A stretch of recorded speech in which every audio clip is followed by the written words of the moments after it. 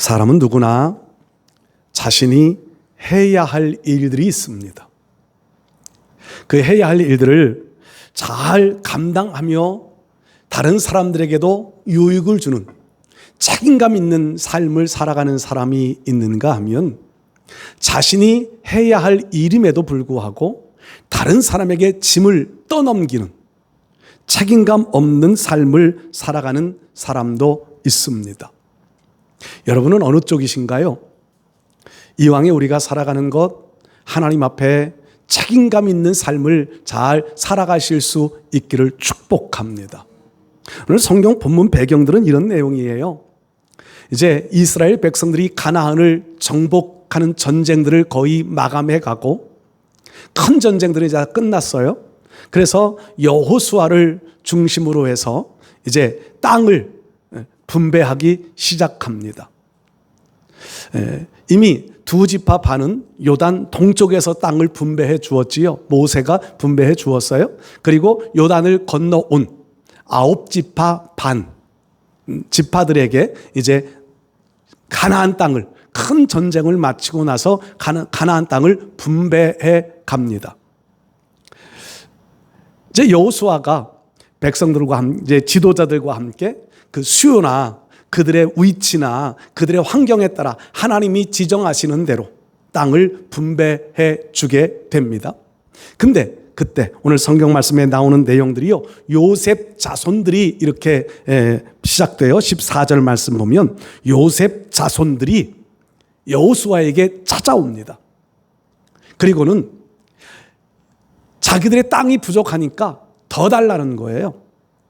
더 달라고 요구합니다.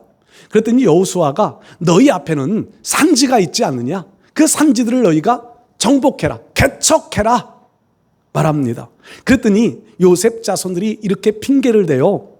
그 땅에는 가나안 백성들이 철병거를 가지고 있는 강력한 군대를 가진 이들이 진을 치고 있어서 우리가 정복하기 어렵습니다. 다른 땅, 바꾸어 말하면 더 좋은 땅, 더 기름진 땅, 더 안전한 땅, 그런 땅을 우리에게 더 달라고 요구해요.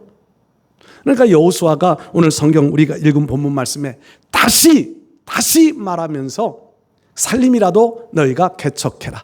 철병거를 가지고 있는 백성들이 그곳에 있다 할지라도 너희가 가서 정복해라 라고 말씀을 하고 있습니다.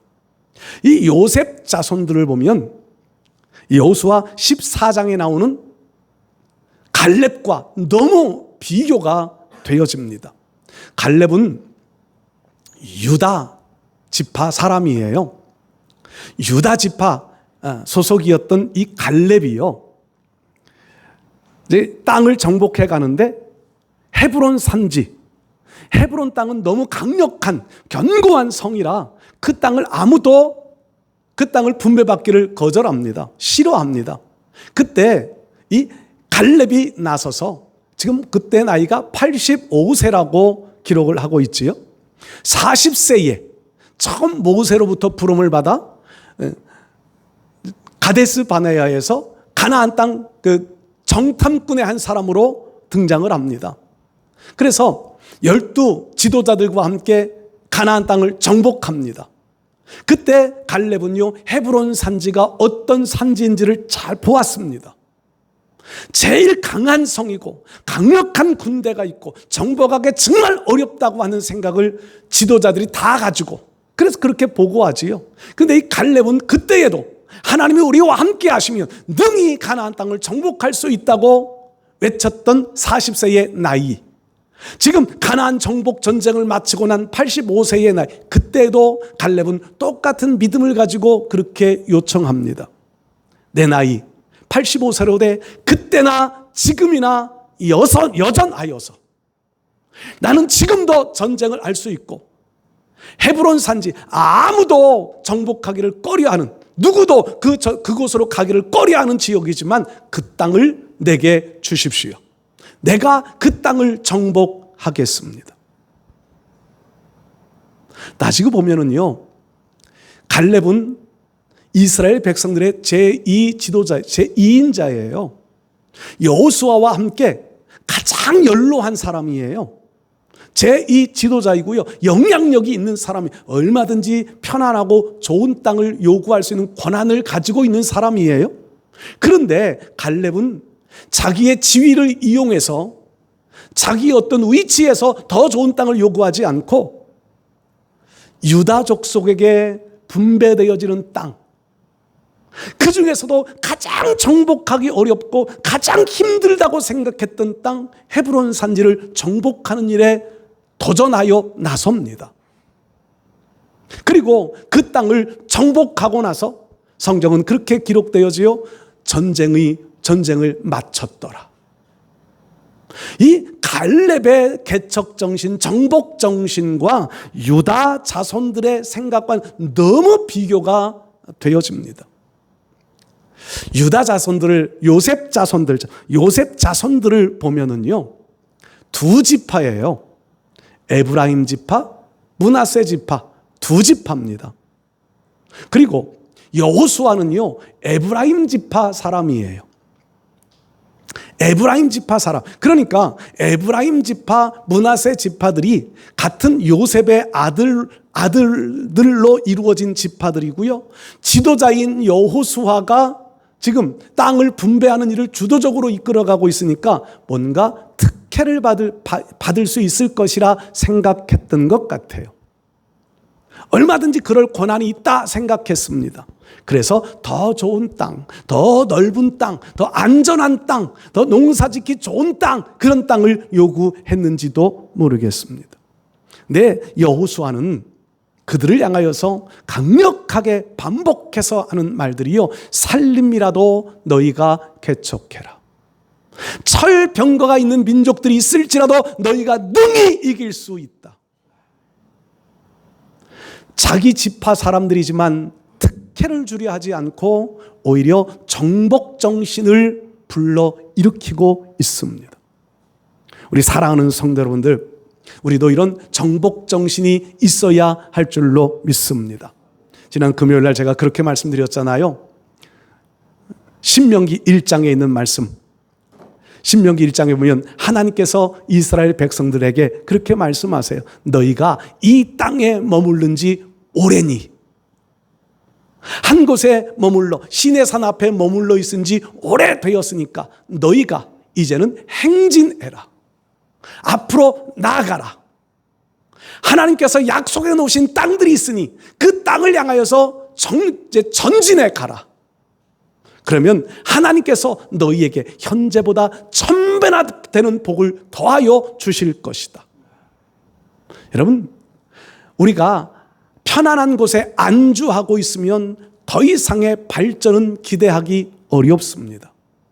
그러나 하나님이 주시는 믿음 가지고 하나님이 주시는 우리의 축복의 산지들을, 약속의 산지들을 정복하려 하는 믿음을 가지고 나아갈 때 하나님은 우리에게 새로운 역사들을 반드시 이루어 주실 줄 믿습니다. 앞으로 나가는 것이 두렵다 생각하지 말고요. 우리에게 많은 경쟁자들이나 대적자들이 있는 것 두려워하지 말고요. 믿음으로 한 걸음 한 걸음 믿음 가지고 주님과 동행하면 주님은 우리를 위하여 대신 싸워주시면서 반드시 정복할 수 있는 은혜들을 부어주실 줄 믿습니다. 이 여호수아가 요셉 자손들, 에브라임 지파, 므낫세 지파를 향하여서 지금 권면하는 살림이라도 개척해라. 여러분, 우리가 가져야 될, 거룩한 백성들이 가져야 될 정복 신앙의 모습인데, 이 여호수아가 지금 하고 있는 이 말들 속에는 어떤 의미들이 담겨져 있을까? 한번 몇 가지 나누어서 말씀 속에서 은혜를 나누겠습니다. 첫 번째로요, 여호수아가 너희가 가서 개척해라 하는 말씀 속에는요, 감사하는 마음을 가지고 살라고 하는 의미가 담겨 있습니다. 감사하는 마음을 좀 가져라. 자, 지금 요셉 자손들, 므낫세 지파, 에브라임 지파는요, 사실은 야곱의 12 아들들을 기준으로 놓고 12 지파가 형성되어지는데, 요셉에게는요 두 몫이 주어져서 요셉의 아들들의 이름을 따서 지파를 나누었어요. 두 몫이 벌써 되어진 거잖아요. 그것만 해도 요셉 자손들은요, 다른 지파보다 많은 분량을 가진 거예요. 거기에 아까도 말씀드렸지만 요단강 동쪽에서 이미 므낫세 지파는요, 므낫세 지파의 반이 그곳에서 땅을 받았습니다. 다른 지파, 아셀 지파가 받은 분량만큼이나 이미 그곳에서 땅을 받아요. 그러니까 이미 반은 땅을 받았고요. 또 요단강을 정복하고 난 이후에도 앞부분에 보면 이 17장은 므낫세 지파가 땅을 분배받는 내용들이 나오는데, 에브라임 지파는 에브라임 지파대로 땅을 받고요. 므낫세 지파 나머지 요단강을 건너온 반을 향해서는 그들에게도 또 땅을 분배해 주어요. 지도를 보면은요, 요단강을 건너 그 땅을 분배한 지도를 보면 가운데 지역은 유다 지파가 차지하고요. 그 유다 지파 외에 가장 넓은 땅을 차지했던 것이 에브라임 므낫세 지파입니다. 가장 넓은 땅을 차지했어요. 물론 유다 지파가 가장 큰 땅이고요. 땅이 좁은 땅이 아니었다는 말이지요. 그런데 그들은 좁은 땅이니 더 달라 요구했던 것은 아까도 말씀드렸던 에브라임 지파였던 지도자 여호수아를 향하여서 우리에게 특혜를 좀 더 줘라. 특혜를 요구합니다. 이 특혜를 요구하면은요, 여호수아의 입장에선 어떤 마음이 들까요? 지도자의 지파인데 그 지도자의 지파가 오히려 백성들을 하나로 만들고 모범을 보여야 할 지파인데 특혜를 요구하면은요, 다른 지파들과 분열을 조장하는 행위가 될 수밖에 없는 거예요. 여러분, 오늘 우리가 신앙생활 하면서 하나님 앞에 우리의 신앙은요, 감사하는 마음을 좀 가지고 살 수 있어야 합니다. 7월 첫 번째 주일이 되면 또 이제 우리 감사주일, 맥주 감사주일을 또 맞이하는데, 여러분, 감사하는 마음이 있으면 특혜를 요구할 수가 없어요. 감사하는 마음이 있으면요, 다른 사람들을 배려할 수 있는 마음들이 생겨집니다. 그런데 이 요셉 자손이라고 지칭하고 특별히 에브라임 지파 사람들은요, 성경 역사를 보면 늘 불평하고 원망이 많던 그런 지파의 사람들임을 성경에서 우리가 볼 수 있습니다. 몇 가지 예를 보면은요, 기드온 사사시대, 기드온 사사가 미디안 족속과 큰 전쟁을 벌이잖아요. 우리가 잘 아는 대로요. 300명 용사를 거느리고 미디안의 군사들을 물리칩니다. 대승을 거두어요. 그때 발목을 잡고 나섰던 사람들이 누구냐면 에브라임 지파 사람들이에요. 뭐라고 말하느냐 하면, 왜 전쟁을 하는데 우리 지파 사람들을 부르지 않고 너희끼리만 전쟁했느냐, 그러면서 태클을 걸어요. 또 성경 저 뒷부분 사사기 조금 더 읽어 나가다 보면 입다라는 사람이 나오지요. 사사 입다. 그 입다가 암몬 사람과 또 전쟁을 해요. 그때 이스라엘이 얼마나 어려움이 많았었는지 입다는 불량자라고 하는 표현을 써요. 불량자. 그러니까 요즘으로 말하면 조직 세계에 있는 불량자들의 두목이 되어져요. 기생의 아들로 태어나서 함께 이스라엘 백성들과 함께 살지 못하고 쫓겨나요. 그래서 불량자들의 지도자가 되어져요. 그런데 지금 이제 암몬 사람들의 어떤 위협 속에서 위기감을 느낀 이스라엘의 지도자들이 입다에게 찾아가서 우리를 위하여 전쟁을 좀 해줘라, 지도자가 돼줘라 요청을 해요. 이런 상황쯤 되어졌으면 에브라임 지파 사람들이 나서서 자기들이 전쟁하는데 나서겠다 해야 하는 것 아니에요? 안 나서요. 그리고 입다가 이제 지도자가 되어져서 암몬과 전쟁을 해. 그때 우리가 잘 아는 서원, 하나님께서 이 전쟁을 이기게 해주시면 내가 집으로 돌아갈 때 나와서 제일 먼저 나를 맞이해 주는 사람을 제물로 드리겠습니다, 서원을 해요. 그때 무남동녀, 아들도 없이 하나밖에 없는 딸이 제일 먼저 나와 입다를 맞이해 주니까 그냥 너무 가슴이 아프지만 서원한 대로 하나님 앞에 드리는 장면, 우리가 성경에서 다 아실 거예요. 그런데 그런 상황인데 에브라임 지파 사람들이 입다에게 찾아옵니다. 아니, 그냥 협박을 하는 거예요. 왜 우리를 부르지 않고 너희끼리 또 전쟁했느냐는 거예요. 그러면서 군사를 이끌어 입다를 대적합니다. 하나님은 누구 편이셨을까요? 입다 편이 되어주셔서요, 각 길목을 딱 지키고 있다가 에브라임 사람들이 지나가려고 하면 그들을 실험해봐. 씨볼레라고 그러던가요? 발음을 못해. 우리 경상도 사람이 쌀 하면 쌀을 잘 못해갖고 살 그러듯이 아마도 에브라임 지파 사람들이 어떤 특별한 발음을 못했던 것 같아요. 그래서 그 발음을 시켜보면서 구별을 해가지고 그냥 처참하게 죽여요. 에브라임 사람들이, 많은 사람들이 그래서 그곳에서 죽임을 당하는 역사가 성경에 기록되어져 있고요.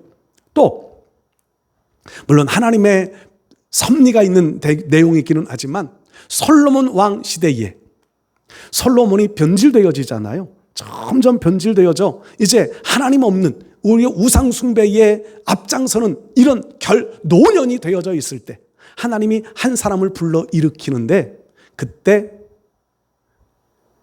누구지요? 갑자기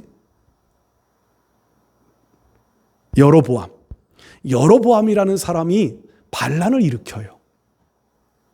그가 에브라임 지파 사람이에요.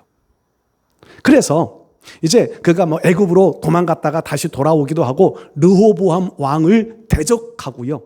르호보암 왕을 대적해서 나라를 분열시키는데 주도적인 역할을 했던 사람들이 에브라임 지파 사람들입니다.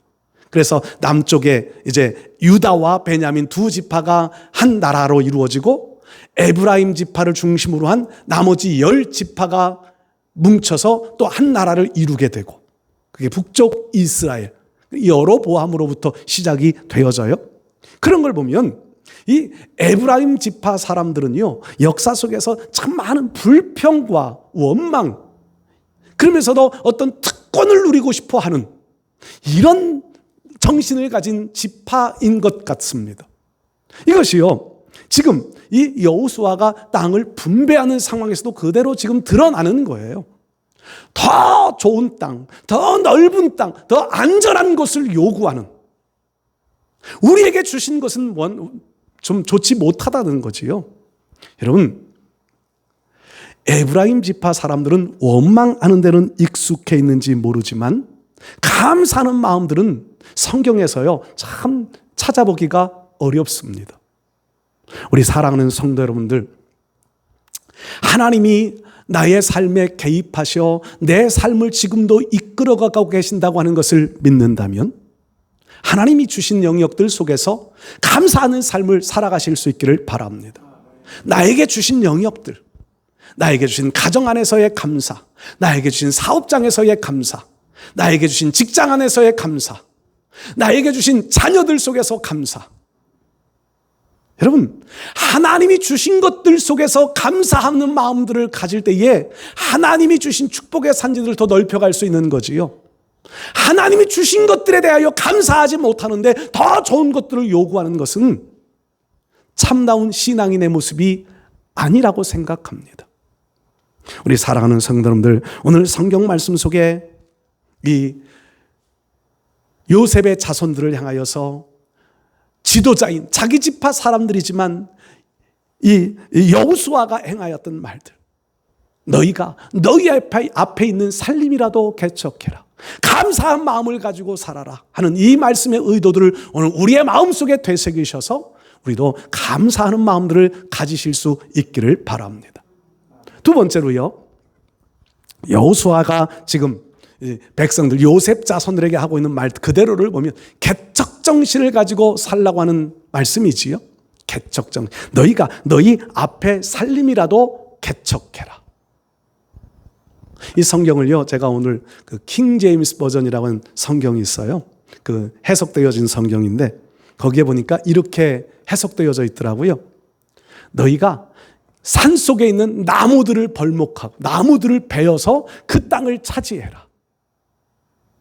이 말씀의 의미들은요, 지금 철병거가 그들에게 있다고 하는 말들은 조금 먼 지역이에요. 그 말씀을 그대로 제가 묵상하면서 느꼈던 것이요. 철병거를 가지고 있는, 물론 여호수아도 그렇게 말해요. 철병거를 가져 강할지라도 너희가 그들을 정복해라. 철병거 있는 민족들이 산속에 있겠지요. 그런데 나무를 베어서 그 땅을 너희가 차지해라. 개척할 수 있는 마음들을 좀 가져봐라. 나에게 준 것이 좁다, 나에게 준 것이 적다라고 생각하면 하나님이 주신 영역들 속에서 더 나무도 베어보고 더 주변을 넓혀가고, 아니 철병거를 가지고 있는 이들일지라도 싸워 이겨서 그 땅을 정복해봐라. 개척해봐라. 사람은 누구나 편안하게 안주하며 살아가는 것을 좋아합니다. 그냥 특히요, 저같이 좀 아주 보수적인 성향을 가지고 있는 사람들일수록 그런 것 같아요. 새로운 일들을 시도하려 하지 않는 경향들이 많아요. 여러분, 그런데 하나님은요, 우리에게 말씀하시기를 하나님 스스로가 개척자였음을 성경은 기록합니다. 하나님 스스로가 개척자세요. 그래서 창세기 1장 말씀에 땅이 공허하고 혼돈하여 어두움만 있던 그 땅에 하나님이 개척을 시작하세요.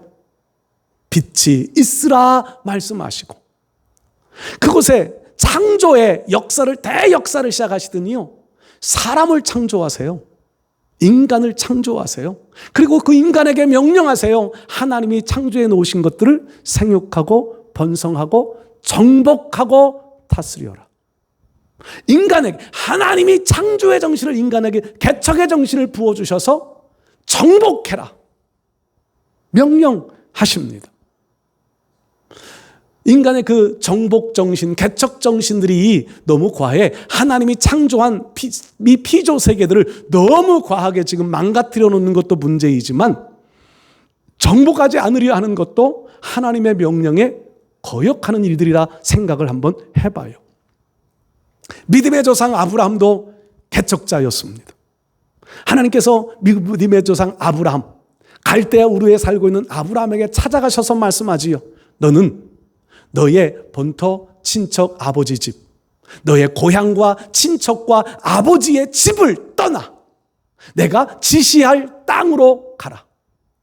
지시해 놓은 땅도 아니고요, 앞으로 가다 보면 하나님이 지시해 줄 거라는 거예요. 지시할 땅으로 가라. 아브라함은 그 하나님 말씀 따라서 출발합니다. 그리고 마침내 가나안에 들어갔다고 성경은 기록하지. 개척자의 마음을 가지고 가나안 땅에 들어갑니다.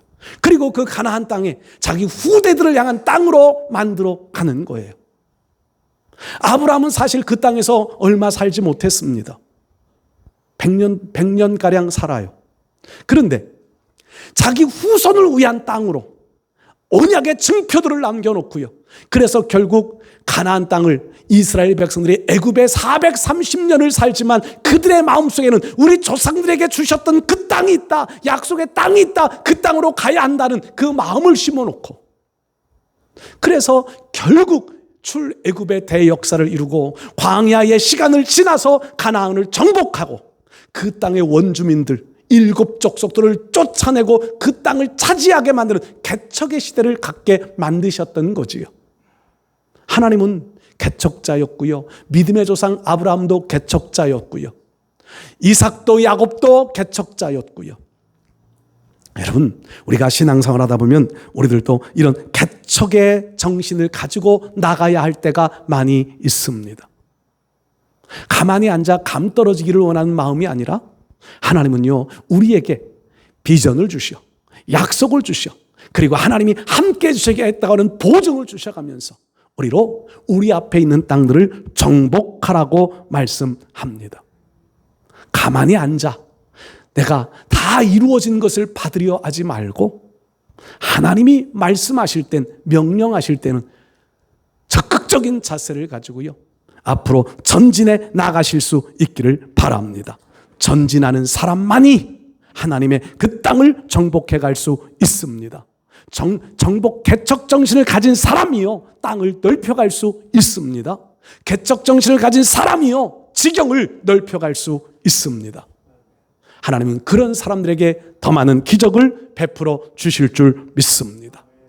세 번째로요, 여호수아가 백성들에게 살림이라도 개척하라 하는 이 말씀의 의미 속에 보면 봉사정신을 가지고 살라는 의미가 담겨 있습니다.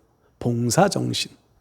지금 가나안 땅을 정복해 가는 시기예요. 큰 전쟁들은 마쳤는데 그 큰 전쟁들이 끝이 아니라 이제 지파별로 자기들 땅 속에 있는 그 대적자들을 물리치며 살아가야 합니다. 모세가 하나님께서 모세에게 주시고 여호수아에게 주셨던 분명한 명령의 말씀들이 있었습니다. 너에게 주는 땅에서 그 땅의 원주민들을 다 죽이라. 다 죽여라. 그러니까 성경을 비판하는 비판론자들은요, 하나님 참 무자비한 하나님이다. 왜 하나님이 창조해 놓으신 인간들을 죽이라고 말하느냐? 그렇게 말해요. 제가 언젠가도 말씀드렸지만 여러분, 이것은요 영적 전쟁이에요. 제가 그런 비유를 들었지요. 여러분들이 집을 샀어요. 엊그저께도 인터넷에 보니까 내용은 보진 않았는데 그런 제목이 나와 있더라고요. 집을 사서 들어갔는데 안방에서 문을 열고 어떤 사람이 나오더라는 거지요. 자기 집인 줄 알았는데 누군가가 살고 있는 거예요. 그런 경우 내가 집을 샀어요. 근데 그 집을 샀는데 거기 살고 있던 사람이 집을 안 비워줘요. 그러면 같이 살자고 하실 분 있으세요?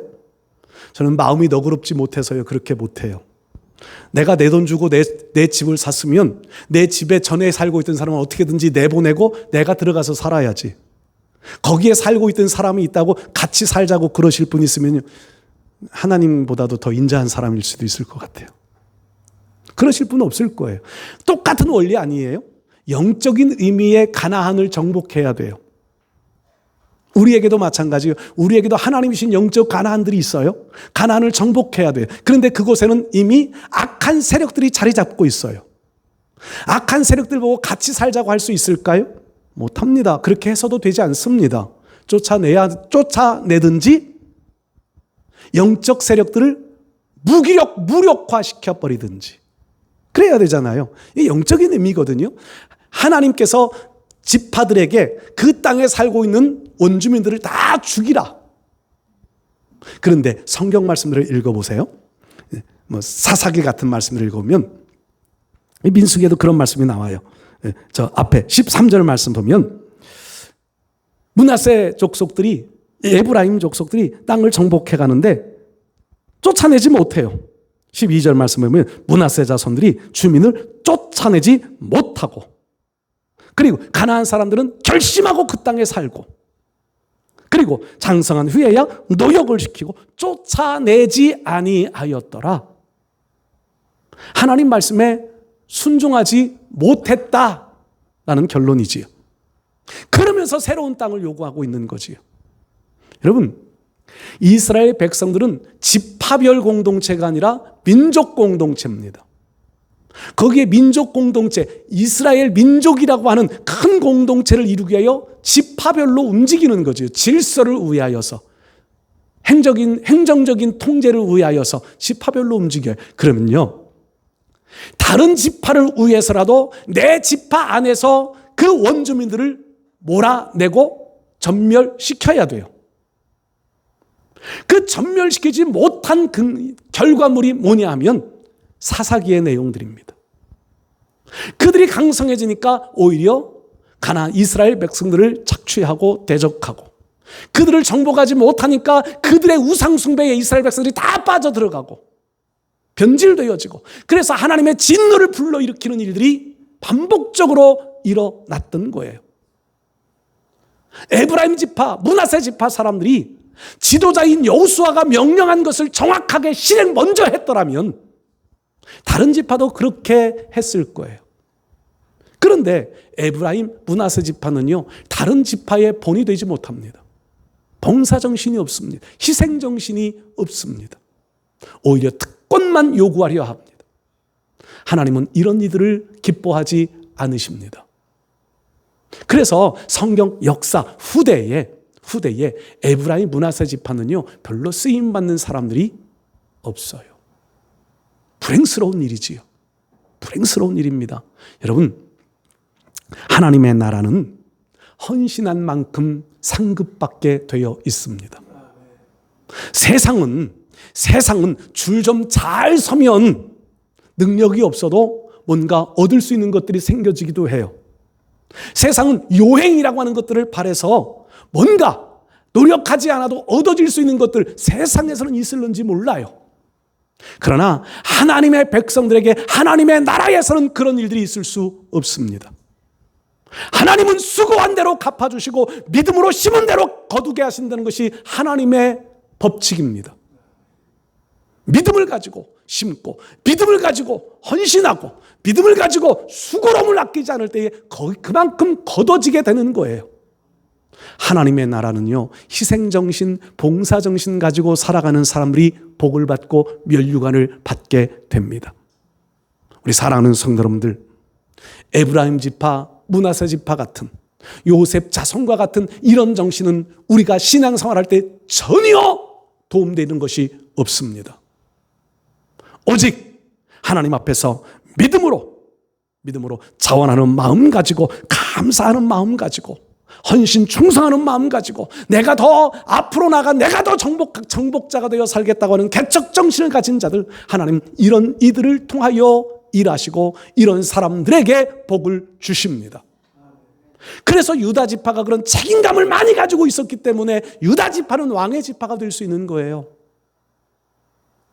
요셉에게는 그런 헌신적인 자세가 있었기 때문에 두 몫을 받는 장자가 되었는데, 후대의 므낫세, 에브라임 지파는 영향력 없는 민족이 지파가 되어져 버리고 말아요. 하나님의 나라는 그렇습니다. 우리 사랑하는 성도 여러분들, 여호수아의 선포하는 말씀들을 우리의 마음에 꼭 되새겨 보실 수 있기를 바랍니다. 살림이라도 개척해라. 정복자의 정신을 가지고 하나님의 뜻에 맞는 정복자가 되어 우리의 삶의 영역들을, 지경을 더 넓혀가며 살아갈 수 있는 축복의 사람들 되실 수 있기를 주의 이름으로 축복합니다. 하나님 감사합니다.